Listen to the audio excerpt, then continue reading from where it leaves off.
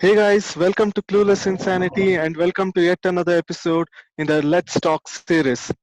We are here to discuss about MI and RCB game, okay? And we have a special guest joining us tonight. It's Mr. Radhakrishnan, who is a cricket fanatic and he's been following this game from his childhood. Welcome to him and also welcome to Akshar and Amok. So I, let's start without further delay. Uh, Radhakrishnan, what do you think about RCB's chances in tomorrow's game? See, Macha, if RCB has to win, there are only two ways. I just look at it because if you look at the winning trend of RCB, actually they have a loss, win, win, loss, win, win, loss, win, win in the trend. So, fortunately for tomorrow, we have lost one game. So that means we have to win. So that trend is also favoring RCB. And another thing is our Devdutt Padikkal should score more than 30 runs because wherever he has scored 30 and above, RCB is winning. So these two are really favoring RCB. And having said that, basically, what RCB should do tomorrow, in my opinion, is they should drop this two fellows, Moin Ali and that useless Siraj, because they lack common sense and the cricketing sense. Because Siraj, in all these matches, he has played only in one match, he has got those many wickets. In my opinion, those two people should be dropped tomorrow. And since we are playing in Dubai, we have to make Dubai to play. So one of those replacements. So another one could be of any choice of our captain Kohli, and the chances are very good for RCB. And mind you, if they don't win this, they have a problem because already in the business end of IPL, we have seen now a lot of changes are happening, and we do see a trend that almost all the teams ending up with 14 and 12 points. So that way, tomorrow's match is very crucial. And good luck to Kohli and his team. Well, that's a great point you mentioned. So you've already predicted not just tomorrow's outcome, the next match of RCB also. So let's hope for that. Akshar, yeah. what do you think? Uh, just now, Radhakrishnan spoke about dropping two of them. What do you think?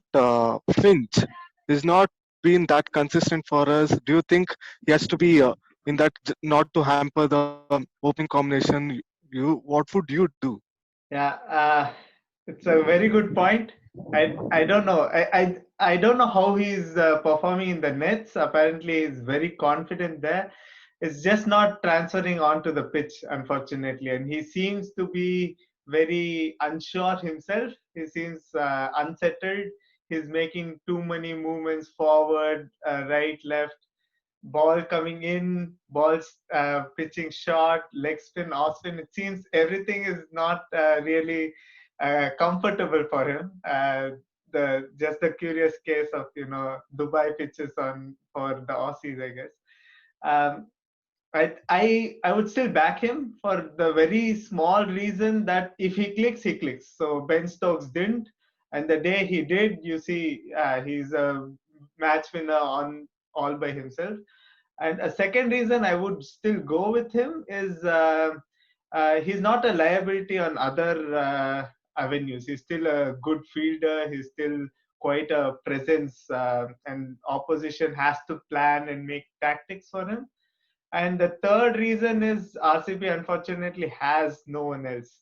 The only other person I can see is actually you have to chop and change a lot. You remove him, send Virat Kohli to open, and change the entire batting lineup. I think that is something RCB would have done had it been a more unsettled side. Given how settled we are, I still will back Finch and hope he delivers in the business end, as you call it, and he can pull off Shane Watson for us, hopefully, and perform really well, leading to the playoffs and in playoffs. That's my idea. Yes. Yeah, as you mentioned, there is a match winner given on his day, but let's hope we have many such days. Talking of batting lineup, uh, we know MI will be missing Rohit Sharma. So, do you think that's an added advantage to RCB? Well, yeah, definitely it is an advantage. You see, Rohit Sharma probably has not had a great IPL so far. But on this day, like you mentioned about Ben Stokes, and he single-handedly can just take the match away, and it won't even take him too long. If he just hit two shots, you already know that he's in good form. So it's like a blessing in disguise. And the other fact is that Kishan and Decock will be batting, so that means Washington will get his quota of at least 2 overs minimum uh, to finish in the power play. And if he can manage to break, break through over there, that'll be fantastic. Yeah, that's Okay.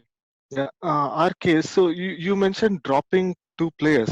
So would you be tempted to get someone like Parthiv Patel, just like today, what SRH did, getting in Saha to open instead of Bairstow? Do you think someone like Parthiv Patel can open and you'll have that added keeping responsibility so that AB can field? Do you think that would be a good move?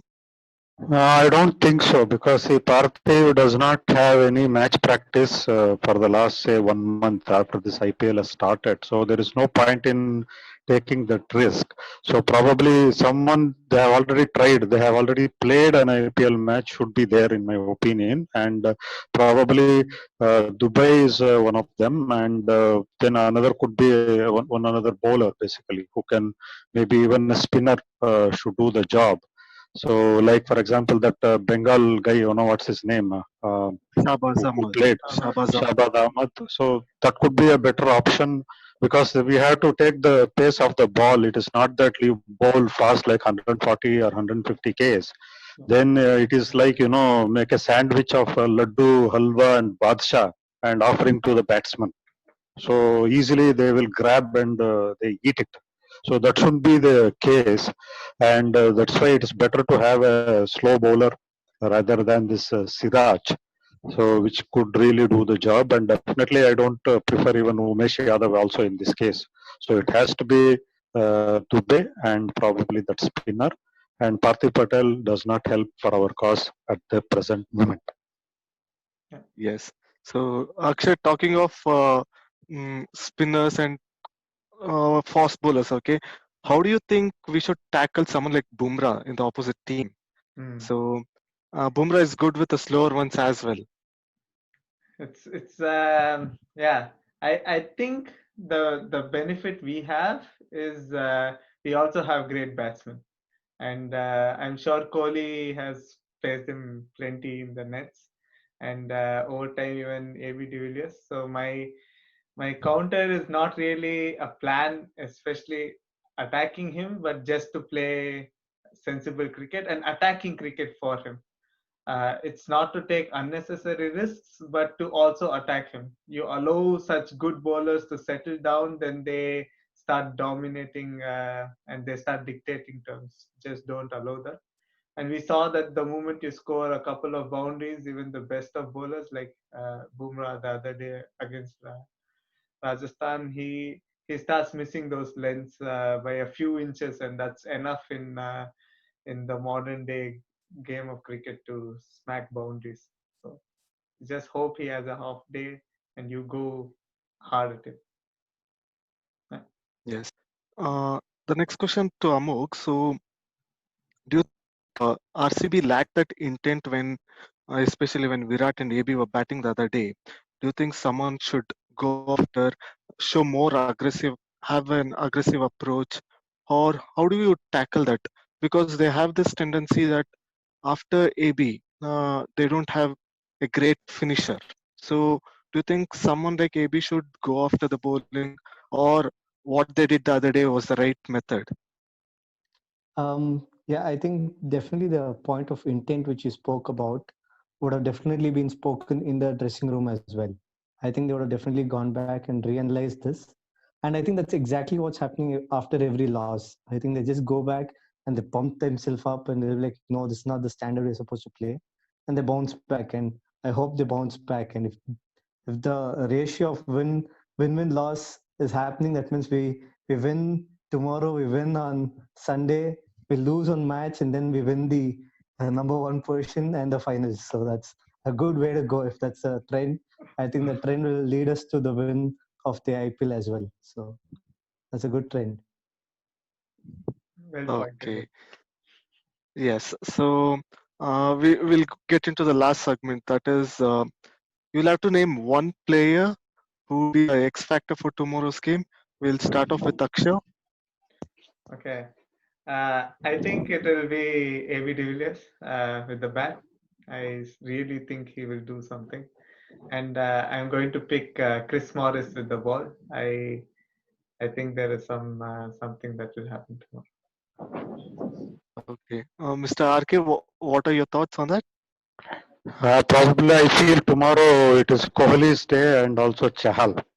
So those two are the one who will going to come out good. Okay. So would you like to predict the score, something like that? Make it more interesting. Yeah, basically now the trend has been that now people would like to chase rather than to defend. So that way, looking at the last 1 week's game, most of the games have ended up in 18.2 to 18.3 overs only. Even scores like 195 has been chased down. That was in Abu Dhabi, but even Dubai today, you have seen our friends from Hyderabad have scored 220 runs. So I expect that probably RCB, like in the last match, they scored like 200, should be the good score for them actually. And they have to, of course, really bowl well, because last time even 200 they could not defend, because the last 4 overs they gave 80 runs. So they should learn that lesson. So irrespective of whatever may be the toss, I think 180 to 200 should be the score they should aim at it.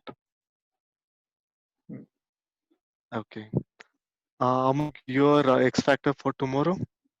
My X factor, it's actually a very good question.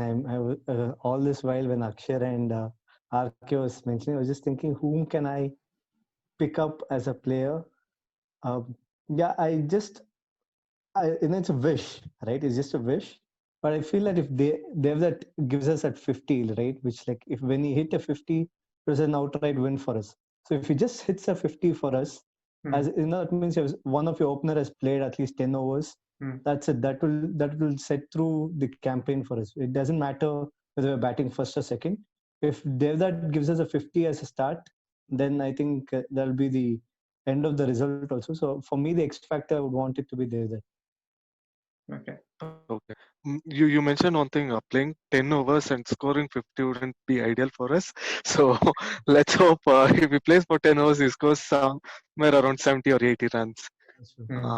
Anyways, thank you all for joining us for this episode and sharing your inputs. Let's hope we continue the trend of win-win loss. And as you guys pointed out, win-win loss means we'll be winning the first qualifier and winning the trophy. Hopefully that happens. And thank you all for joining. And dear viewers, thank you for watching this video. Please do like, share, and subscribe. And also check out our other videos in the description below. Thank you, guys. Three cheers to all of you. God bless. Bye bye.